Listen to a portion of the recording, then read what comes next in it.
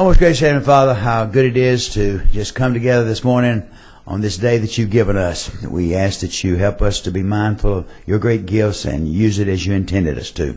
Dear God, we thank you for everything you do for us. We ask that you be with us today as we go through the day deliberating on these important issues. We ask you to give us the strength, the wisdom, and the knowledge we need to make the right decisions for the citizens of this great state. We ask you to go with us now, lead, guide, and direct us for these things. In the name of thy Son, Jesus Christ. Amen. Amen. Thank you. Just a couple of personal type notes for our committee I thought you might want to know.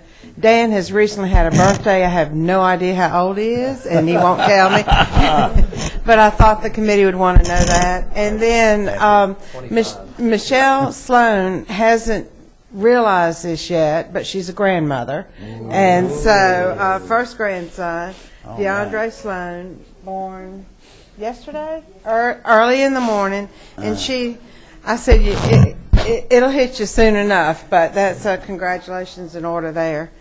To our committee, this is really our last week to consider bills, and I think I've gotten the award for most meetings at 8 o'clock, but what we need to keep in mind is that as our legislators have their legislation before our committee, we owe them the courtesy considering their bills, and then if it requires our committee to meet in the morning, the full committee, that's what we'll do. So having said all that, pay attention to our bulletin boards and to our notices. We have one subcommittee still meeting, and we'll post further notices if it's necessary. Today we have two bills before our committee. Senator Williams, you have your choice. You can either use the podium or this desk up front, whichever way you wish to present your bill. First of all, before you do your bill, we will have a subcommittee report from Representative Harden with this committee. All right. Thank you, Madam Chair. Your subcommittee on environmental quality considered two items, made the following recommendations. H.R. 424, Chairman J. Neal, do pass by Committee Substitute LC 25-5881S, and Senate Bill 218, Senator Tommy Williams, do pass by Committee Substitute LC 25-5913S. Thank you. And the order in which we'll take it up is Senator Williams first. And if you'll go ahead and present your bill, Senator. Thank you, Madam Chairman. You might ask, why are you putting your name on a bill like this and spending the time it takes to pass a bill like this? And I want to tell you a little story that I think will give you reason to understand that. But my grandfather was a sawmiller, and his daddy and he, and I guess my great-great-grandfather even pioneered South Georgia like many folks. They were cutting down the old piney woods, clearing off land where they could farm, and taking oxen and hauling these logs down to the streams, and rafted them down to the major rivers, and then on down to Darien. And Darien was a great market for pine and cypress, and Darien was quite it was really the banking center of the South, because that rafting logs was really about the only income anybody had. And so they would raft those logs, and the stories are told that you could walk from raft to raft for miles up the river. And these were logs that were, when they were cut down, they could be, a pine could be 300 years old, and a cypress could be as 1,600 years old. And there are very few of those left standing, but there are a few champion trees that still exist out there. But there are a lot of them that never made it to Darien, because the wood was so dense that it wouldn't float, and they were called sinkers, and they're referred to as deadhead logs now. But in the late 1700s and early 1800s, they were all cut down with an axe. So you can sort of judge the date by whether it was axe cut or a cross-cut saw. But it was a lot of hard work getting them to the river, and then the rivers were wilder and deeper back then. They've been sanded in. In fact, we're losing our rivers because of non-source pollution, just farming and other other reasons that the rivers just get sanded. And they used to have steamboats that ran all the way to Macon, and you could hardly get a canoe to Macon when the river's down now. But it's a fascinating part of our history, and what I'm suggesting we be able to do is retrieve those old deadhead logs that sunk to the bottom. Some of them were actually intentionally sunk to retrieve later. But just to give you an idea, this is a piece of modern pine. This is mostly what you would cut today. It's called yellow pine. The deadhead logs have much denser grain. In fact, this tree could have been several hundred years old, and this one's probably 25 to 30 years old. And when you get that, the tree actually grows out, but it also pushes in. So as the tree is growing, it's continuing to compress those growth rings to the point that some of these trees you can't even distinguish the rings because it's so old and so compressed, and those logs just would not float as well. And over time, what happens is the sapwood sloughs off the tree, and all that's remaining is the what's called heartwood, and it's a very prized wood. In fact, they do a lot of deadhead logging in the Great Lakes, and up there they they log a lot of hardwoods. The water is deeper and colder, and they can preserve those woods for a longer period of time. In fact, some of those trees up there, like a curly maple tree that would not exist anywhere in the world today, may be veneered and sold for tens of thousands of dollars just for one tree. Well, these trees are not that valuable, but they do have a lot of value. And the folks that retrieve these trees are an unusual breed of folks. These are folks that will, and this happens in other states, in Florida and Louisiana and other states allow this. They go in a two-person team with a pontoon boat. They use a sonar to determine if there are trees on the bottom, and then they dive down in this black water with a mask and a tank and feel around for these logs. And visibility is pretty. It's cloudy and dark, and frankly, there's critters down there that I wouldn't want to be down there with. But and then they hook some log dogs and winch those to the top. For someone who did this, if they got one or two trees a day, they would have considered it a successful day. This is not like going and cutting 10 loads of logs out in the woods. This is a very specific harvest. And then they would hook those onto the side of the boat, go to a loading dock where you take out boats and pull the logs out. It's a fascinating. Now, I just want to tell you, there'll be some comments about how we're disturbing habitat, etc. This is not. These are only logs that were artificially put in the water. This is not. Every day trees fall off in the river, and nobody is talking about harvesting those trees. These are just. There's plenty of habitat in the river that falls in the river naturally. These have been considered salvage throughout all the case history. In fact, the state used to pay people to get these out of the river, and so that boats could get up and down. There were, referred to as log jams, and the state would hire folks to, when those trees shifted around and got in the way, they'd get the folks that frankly get them out before we changed the law. At any rate, a few years ago we passed a law to allow this to be done again, but the DNR at that time really was not in support of the bill, and so when the rulemaking came about, they set the price so high that frankly nobody would do it, and nobody did it, and then the law sunsetted. What we're doing in this bill is having all the protections that DNR has asked to have. In fact, DNR has been involved in the drafting of the bill to make sure that we're not disturbing habitat, that we're working in placing where the logs actually exist, and we're actually selling a section of the river to the highest bidder. So there'll be a number of people, and then they've, of course, got the right to determine if that bid is a responsible bid or meets a minimum. But we'll get an idea based on whoever's the highest bid what the logs are really worth. So that's basically what the bill does. But I want to tell you quickly, and I know we've all got things to do, but sometimes we get attached to bills because of individuals that have had their difficulties with the state, and we want to try to help them right or wrong.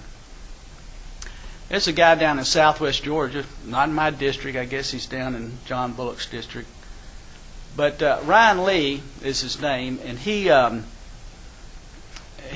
a deadhead logger and gets logs out of Florida. And back about 15 years ago, he was getting logs out of Georgia, and the DNR decided at that time that they couldn't do that. So folks got arrested, the logs got confiscated, and those logs actually wound up in middle Georgia.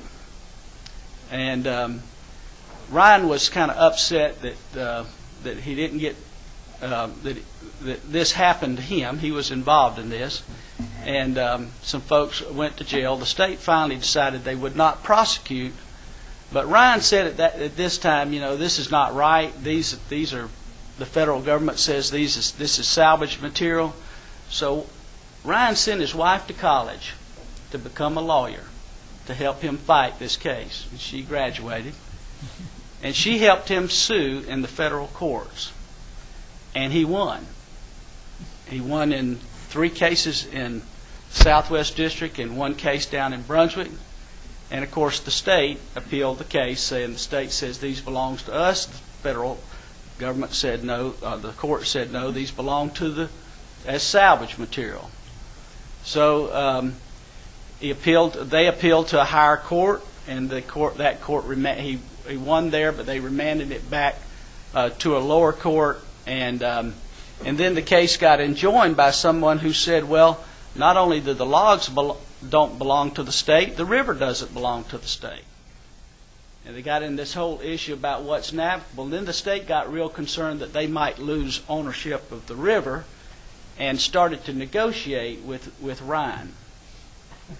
Well, Ryan's still concerned that he might not, in the end, win, decided he would run for the legislature. He ran for the legislature and he lost. But he's felt like the whole time that he was done wrong, and he has done everything in his power to try to say that I should, as a deadhead logger, I should be able to do this in Georgia like I do it in Florida. And I've sort of taken up his cause, I guess you might say. But I keep telling Ryan, I said, Ryan, I really don't want to introduce this bill.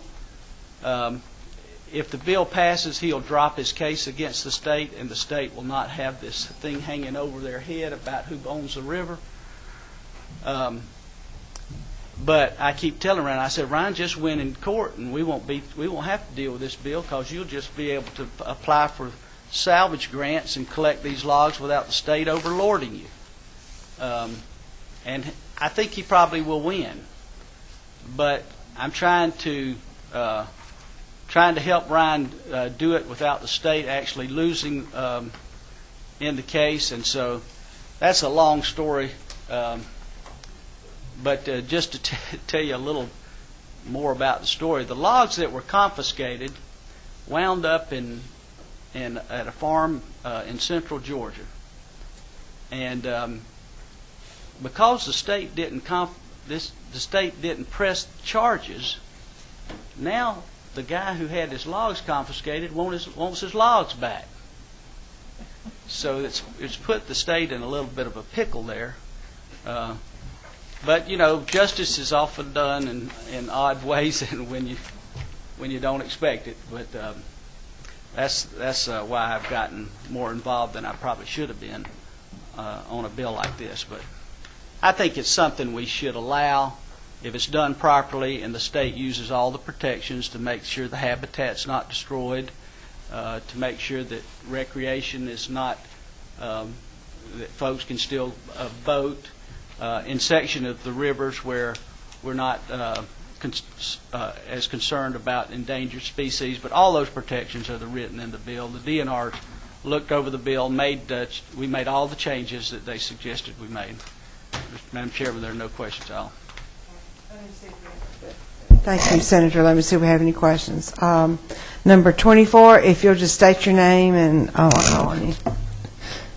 Yeah, Representative Harden, I just wanted to add, and it's kind of coincidental, but when we started considering this bill, I went home. I live on Lake Blackshear, and there was a large cypress log had floated up to my seawall. And my neighbor didn't have a seawall, so he got a truck and pulled it down to his place. It had grounded itself. But, you know, those logs really, I think getting them out before they float like that would be good. We've still got to get some way to get that out of the water. We don't want to cut it because it is such pretty wood. But I thought that was a coincidence that happened about the time we started considering this bill. Thank you. Number 17. Representative Anderson, Senator, and I know I probably know the answer, but I want to make sure. Savannah River. Like, I see it's not in here. It's not in here. We did have all the rivers in Georgia. We're trying to accommodate a few folks, frankly, that don't want their rivers listed. So we listed one in southwest Georgia and of course the Autumn Hall Basin, which most of the rivers north of, say, the Fall Line, they don't have deadhead logs in them. That was a lot of hardwoods from there on up, and most of the heart pine, most of the longleaf pine grows south of that, and the cypress, those are the two woods. So really we're talking about South Georgia rivers, but we limited it just to kind of get started with it. We could expand it at some point in time if folks wanted to. Thank you. I don't see any more questions. Chair will entertain a motion. So moved. Have a move due pass. Is there a second? Second. It's due pass by substitute. Are there any questions on this? All right, all those in favor, please signify by saying aye. Aye. Any opposed? No. Had some opposition. Thank you. Well, Thank you. Smooth sailing with your logs, Senator. Marshall. Okay, thank you. There is a process before the Rules Committee to get the bill on rules. Thank you. Our next legislation is House Resolution 424 by Representative Neal.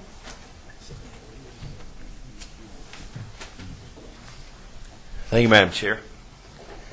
Members of the committee, I have House Resolution 424 urging the performance of a feasibility study of withdrawal, storage, and distribution of waters from a certain portion of the basin of the Tennessee River.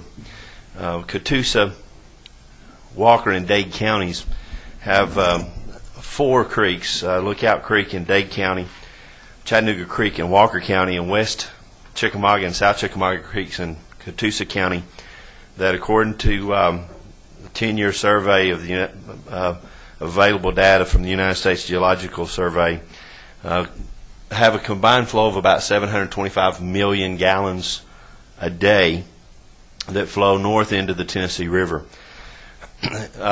Certainly, if we could access those creeks and utilize our water in northwest Georgia to alleviate some of the water pressures here in the state of Georgia, it would be a great means and method to taking care of a portion of our water situation. And of course, one of the questions you may ask is how do you do that? Well, conveniently enough, 2 of those creeks come together and flow through a rock quarry in Walker County.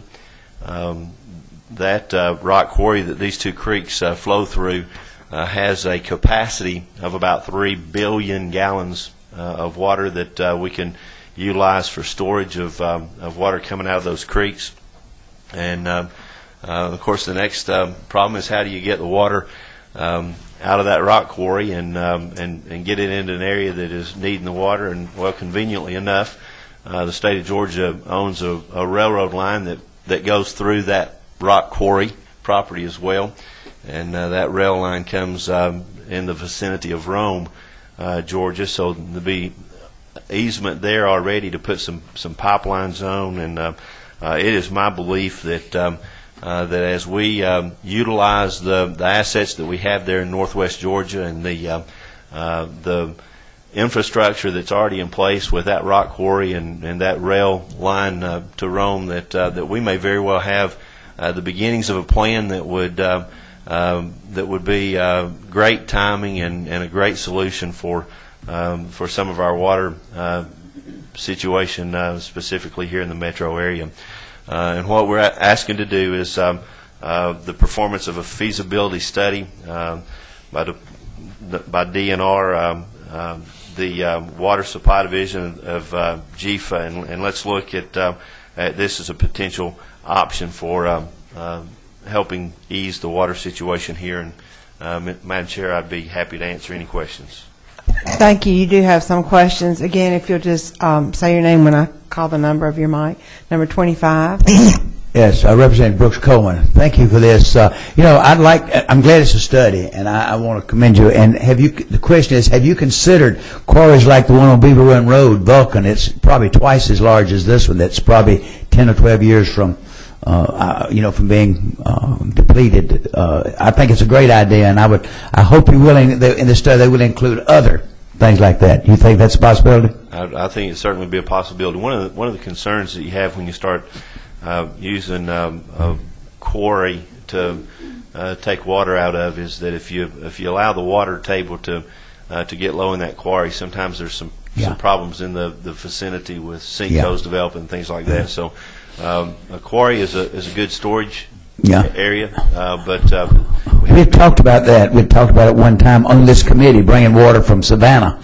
Desalinization. We looked at all types of things. So that'd be something I want to be sure these others are included. Thank you, Madam Chairman.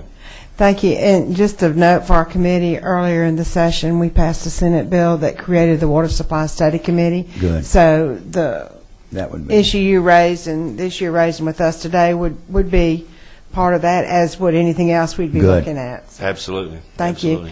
Number 15 is next. Hey. Mr. Chairman, I was just curious. Down our way, we have some creeks and artesian wells that we have got bottling plants established around, and I was wondering why we wouldn't want to do some kind of bottling process on these creeks where you could gauge the flow of the creek so that it would have time to replenish itself, but you wouldn't have the expense of the reservoir or the rail, it's just a lot more efficient and cheaper process. When you're looking at large volumes of water, the larger the volumes of water you're looking at, I think the more a pipeline and shipping, transporting water through a pipeline becomes more economical than a bottling plant and trying to bottle that water. But certainly, I'm willing for us to look at whatever we need to look at in order to be able to access our assets and our natural resources that are simply flowing into Tennessee and ultimately ending up in the Gulf of Mexico. I think we need to engage in this study committee and look at this as a potential solution to some of our problems. Thank you. Thank you. And number 10. Tom McCall, I have a is it not true kind of question. Is it too early kind of response? To Representative Coleman, is it not true that Wait, direct the question through the chair, if that's the case. All right, is it not true, Madam Chairman, to Representative Coleman's statement that in a previous life I used to do all this water stuff, and until we moved offices, and I can find it for you, we did go to Vulcan and look. And I have the paperwork and the studies on how many billion gallons a day that those quarries will hold. And I've been saying all along, is it not true that when we look at reservoirs, it doesn't necessarily mean taking a bulldozer and stopping up a creek. It means using things like what Jay has up in the mountains and what Vulcan has out in your area. So that's the whole point of this thing, I think, is to study that kind of stuff, and it will save a nickel. I thought it was a hard thing to do to build a pipeline, too, until those gas pipeline guys came through our farm, and they were burying a pipe like what Jay's talking about, and were gone in 3 months. I mean, and that's how quick they can do it. So, you know, when you can move that much volume on state-owned property, and you ain't got to bury this one. Yeah. So Madam Chairman, I was It's- on this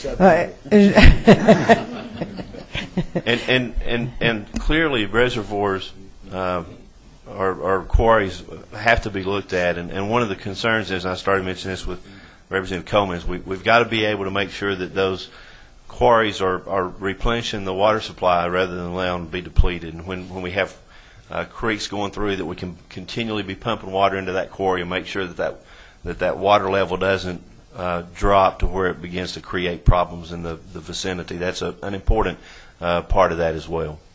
And thank you. And then again, to our committee, we also are in the process of doing our studies with our regional water planning councils, and that report's going to be due towards the end of the summer.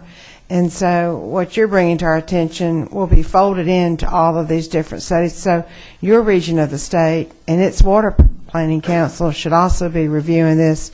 The General Assembly looks at, I see where you're urging Department of Natural Resources and GFA and private enterprise to look into this. And so, you know, at the state level, we're doing the Water Supply Study Committee, but our regional water councils are busy at work with their process. Madam Chair, I would encourage anyone who has an interest to take a look at this, regardless of whether it's mentioned in this resolution or the regional councils or any other entity that has an interest in it. Certainly, I hope they'll be looking at this as a part of that plan. Thank you. I don't see any other questions. At this time, the chair will entertain a motion. Yeah. Is there a second? Any other questions before the committee? All right. All in favor, please signify by saying aye. Aye. Any opposed? Thank you. Thank you very much. Resolution passed. Thank you. Appreciate it. You know to go before Rules Committee to fill out those Yes, forms. Thank absolutely. you. To our committee, this is a compressed week. So last week we had first and second readers. So for legislators to have an opportunity to get their bills before rules, there's always that possibility we might be calling another meeting. So just stay tuned and check through our office, and we'll try and keep you posted. And thank you very much. We stand adjourned. Don't forget to thank.